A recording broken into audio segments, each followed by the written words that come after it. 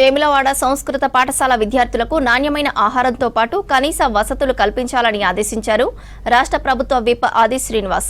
వేములవాడ రాజన్న ఆలయ సంస్కృత పాఠశాలను ఆకస్మిక తనిఖీ చేశారు ప్రభుత్వ విప్. పాఠశాలలోని తరగతి గదులు, విద్యార్థులకు కల్పించిన వసతులు, భోజనం, టిఫిన్స్ నాణ్యత, తయారీకి వినియోగిస్తున్న పదార్థాలను పరిశీలించారు విప్. విద్యార్థులకు ఎలాంటి ఇబ్బందులు తలెత్తకుండా చర్యలు చేపట్టాలన్నారు ఆది శ్రీనివాస్.